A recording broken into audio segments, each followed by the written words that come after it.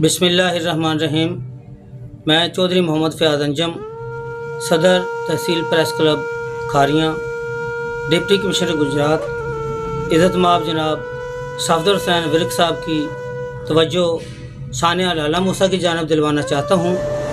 آج سے 10 روز قبل سیف اللہ جٹ نامی ایک بچہ، ایک لڑکا بھنڈر نالے میں ڈوب گیا۔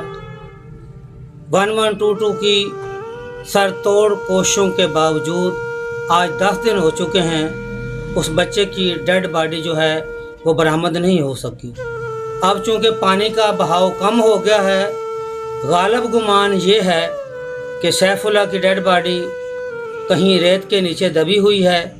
ڈپٹی کمشنر صاحب سے گزارش ہے کہ آپ سرچ آپریشن کے آرڈر جاری کریں۔